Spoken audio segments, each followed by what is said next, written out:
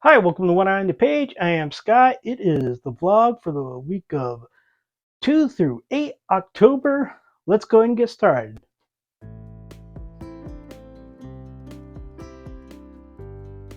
As you can see, I'm surrounded by Christmas. It is October, which means I start to prepare Christmas. This is our guest room, which is always Christmas. So I didn't set this all up recently. This has been here. Uh, where the phone is where a tree's going to be, but I replaced the trees and I haven't put the new one up yet. So I completed 4 books in the last 24 hours, but also 4 books this week. I have read many books this week. We're going to talk about them. I generally just now try to talk about the books that I have finished during the week, but I will talk a little bit about the books I am reading. It's not something I'm going to be doing every week, but just want to let you know what I'm reading. So, book number 1 that I finished is The Rose in the Yew Tree by Agatha Christie. It is a Mary Westmacott book. If you have been watching any of these vlogs, you know that me and Mary Westmacott books don't mix very well. That is still the case here. This is probably the best of the 4 I've read so far. There are 6 Mary Westmacott books. I have 2 more to read. This is the best. Damning with Faint Praise is narrated by a man who is an invalid. He got into a vehicle accident and is paralyzed, and being an invalid, especially an invalid in a Christie novel, he is basically an observer who sees everything that happened. People talk to him, but people also don't really look at him as a person, so they may say things to him that they would not say to others. I don't like any of the characters. He was fine himself, but you know, I think if not Christie's own view, at least the view that Christie has been pretty consistent in throughout her writing career, shines in this. I don't think that she looks at invalids as useful members of society, and I think that shows in this. 2 different characters told this man that he didn't know real suffering. And I saw nothing from either of those characters that they know anything about it. There's just a sameness to a lot of Christie characters. Uh, the One of the female characters in here basically seems the same type of character as Hastings' daughter in Curtain that I will be talking about in a future 5-year battle Agatha Christie video. And unemotional and just very judgmental, and a male character who's just very impassioned. And Westmacott books bore me. They're just boring. They're unlikable people, and there's nobody murdered, or that there are people killed in these novels. I'm not going to say there aren't, but there's no mystery. And I mean, I'm just like, I wonder how many novels of Christie's, if you took mystery out of them, if they would be bearable to read. Now I have to say, I have read I've read all of her non Mary Westmacott books, all her fiction. She writes some political intrigue and adventure novels, and the adventure novels can be hit and miss, but generally, like, the political intrigue ones are just dog garbage. I'm gonna say dog crap and garbage, and I just combined them. So, but again, this is the best Mary Westmacott book I've read so far. I'm going to give this one a 2.5 stars. It was just, the story itself was fine, but any character motivation, I who cares? Because the characters are people you'd want to push off a bridge. Oh, people I want to push off a bridge. I'm sure you're quite a benevolent person. I'm not. Book number 2, I finally got back to these, is it's volume 8 of the collected short stories of Guy de Maupassant. Not great. Not great. One great story. The Terror, which I believe I have said before, the times that I have seen him writing essentially horror stories, perfect. This was perfect. And it did something that he does in a lot of stories, but it worked, and it doesn't work in other stories. Um, it's funny because my daughter Robin, who has the YouTube page Hobbit Treating List, read Colson Whitehead's John Henry Days and complained about the ambiguous ending. And my other child in their class read The Lady and the Tiger and complained about ambiguous endings. And apparently it's just a family trait. We don't really like ambiguous endings. I do think they have their place. And I won't say that The Terror uh, was an ambiguous ending, but the story itself was full of a lot of ambiguity, but it was still good. But there are a bunch of stories in this collection that have some ambiguity, and they weren't that good. And sometimes it wasn't just ambiguity; it's just like, okay, this happened. And usually it's somebody talking about something that happened in the past. They tell you about what happened in the past, and they're like, all right, I'm done telling my story. But what happened? I'm done telling my story. Okay. Uh, yeah, overall, just, I'm going to tell you right now, I finished this today, although I've read it over the last week. 1 or 2 stories a day is what I've been doing. In 2 weeks, The Terror will be the only story I remember. I think I will remember The Terror for a long time, but I'll be quite honest, I think I've forgotten some of the stories I read in this book already. Like with Christie, De Maupassant has his go-tos, and he just goes to them a little too much, and it's just like diminishing returns. I am going to give this one a 3, but that's almost entirely based on The Terror, which is, to me, a classic.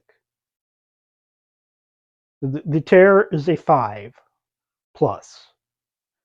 So, book number 3 is one of the stories that I said I would be reading for October. I was going to be reading Halloween themed or horror books. This one is more Halloween themed, I would guess. Roald Dahl's The Witches, which I have never read before. I've read quite a bit Roald Dahl, but never this one. I did not really know what I was prepared for. I knew there would be witches, and that was it. There's a young boy whose parents die, and I guess not necessarily unsurprising in Dahl, but it doesn't seem to have a big impact on anything except that it gets him to live with his grandmother. And other than that, okay. But also, this young man just seems to accept things that happen in his life pretty easily. But bit of a possible spoiler, but I won't tell you what other he accepts. But his grandmother tells him about witches who are all over the world, and they're always trying to get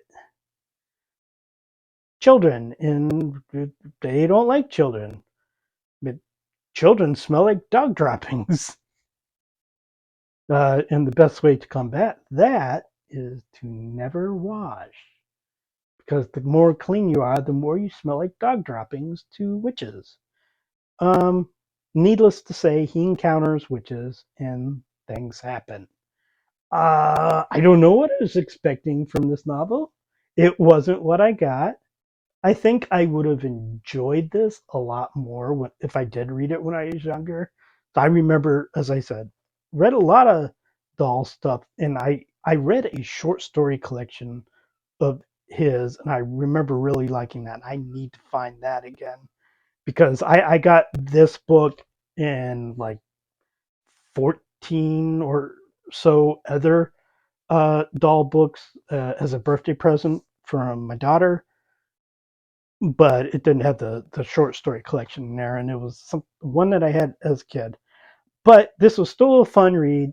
Dahl's language is always fun to read. Uh, I just didn't connect with the story as well as I have with other Dahl books. So I'm gonna give it a 3.5. It was a good book. It just wasn't, you know, the best Dahl book that I've read. Book number 4. This is probably going to be a book that generally is not going to be appealing to many people, if any. It is Mox by John Moxley. It is a I was about to say a wrestling autobiography, but it's not really a biography. It's sort of a memoir. Uh, John Moxley is a professional wrestler who has been in WWE and AEW. Uh, I have read wrestling autobiographies before. I think the two best ones that I've read are Have a Nice Day by Mick Foley and Bret Hitman Hart's biography. I probably enjoy Foley's book just a little bit more, but those two to me are the very best. And they wrote those themselves, as Moxley did also. Generally, wrestling autobiographies, except for those three, and I'm pretty sure Chris Jericho. I don't think. I'm sure there are others, but generally the go-to is not writing the book on your own. The thing with Moxley's book is one, I listened to it on audiobook. And it was my suggestion, even though I haven't seen the physical book myself, my suggestion, if you're going to read this book, do it on audiobook. He reads it himself. He is not a professional narrator. You can hear him taking breaths in and the occasional like lip smack or stuff. But if you're gonna read a wrestling autobiography, chances are you enjoy wrestling. This is basically a 9-hour promo of somebody with perhaps a little bit ADHD.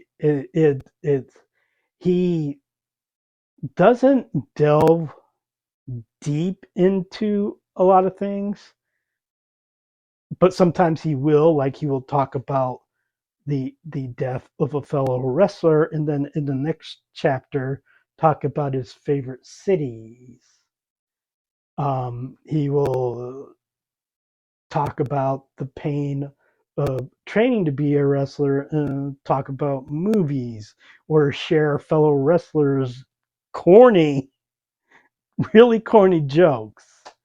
And I like that he shares uh, Claudio Castagnoli's jokes, but otherwise doesn't really talk about Claudio in the rest of the book. And that's nothing. When he does this, oftentimes he won't explain like some of the other characters. He talks about Eddie Kingston, but he doesn't really explain how like Eddie came into his life and all. It's just like, oh yeah, this my friend Eddie and we did this, and it's like I understand it because I know the history because I'm a off and on wrestling fan. Sometimes I'll watch and sometimes I'll stay away from it. And right now I'm kind of in an away phase, and mainly just watching Stardom, but otherwise just reading up on other stuff. So if you're not a fan of wrestling, you're not going to like this book. That's quite clear.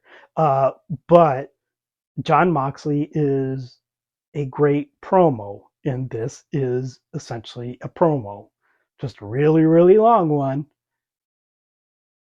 Sometimes corny. He's talking about his favorite movies and favorite albums, and he doesn't. There's no order to his timeline. He'll just jump all over the calendars. But it's a fun listen. I know this isn't going to be for everybody, but I'm giving it 4 stars. It's fun, and if you enjoy wrestling at all, listen to it. Maybe you'll like reading it, but I suggest listening to it. And if you don't like wrestling at all, I would not suggest this. If you don't like wrestling at all and you want to read a wrestling autobiography, I would suggest Have a Nice Day by Mick Foley. It's funny, it's informative, it explains things. If you really like details, I'd suggest, and you're not as much on humor. Not that Bret Hart's not humorous, but his humor's drier. But if you want a lot of detail, go for the Bret Hart book. So now I'm going to talk to you a little bit about books that I am currently reading. I am reading Frozen Assets by P.G. Woodhouse. I am reading this one very slowly.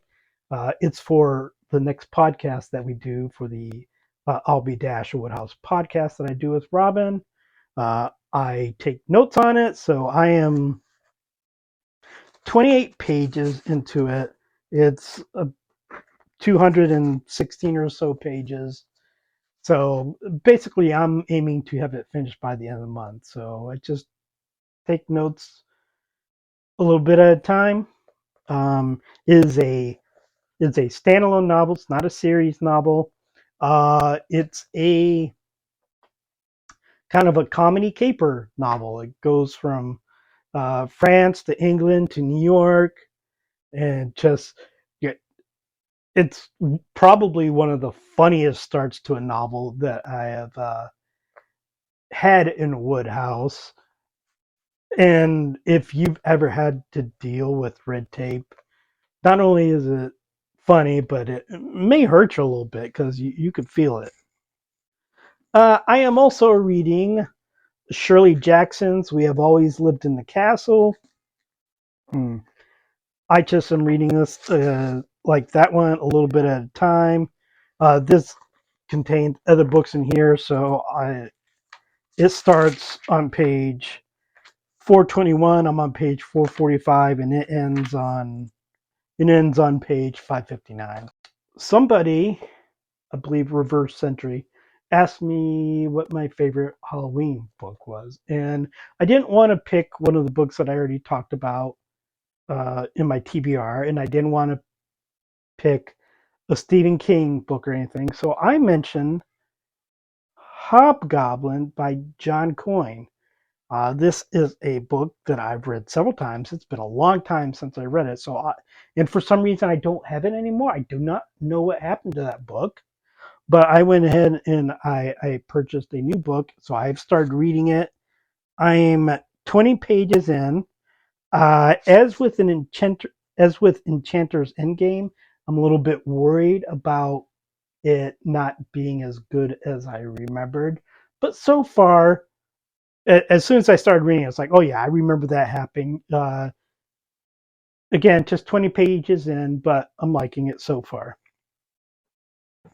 Another book that I was reading for the Halloween TBR is Bunny by Mona Awad.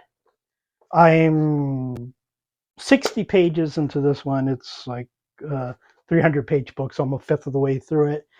Uh, it feels pretentious, but I don't necessarily think that's a bad thing. I think it's meant to be a little bit pretentious. Obviously, uh, these characters are in a writer's workshop, and the people in a writer's workshop, I have been in them, can be pretentious. Uh, the only thing that I will complain about right now is like just having a problem with who the characters are, because not only do I got Samantha, who's the main character, but there are the bunnies, and not only do they have their name, but they have the titles that Samantha has given them. So I think I have most of the names, but I don't necessarily have all the names connected with the titles. So just having a little trouble with that. But uh, I'm reading The Orphan Keeper by Camron Wright, and I bought this used, and uh, I got it signed. Of course, my name is now Bridget, and Bridget, come on, you got it signed, and then you got rid of it. Come on, girl. Um, I I have to have this read by Thursdays. It's Sunday because this is for book club. I'm 20 pages in, and it's over 400 pages. So I got to read quicker. It is got fairly large font, so that's fine. Um, I'm not far in, so I can't get really judgmental. But I'm not enjoying the writing so far.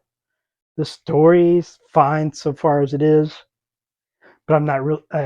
Just the writing's not doing anything for me. I'm getting like looking stuff up on Google, and I was like, well, that's not correct. So that's a sign that like I'm just not enjoying it as much.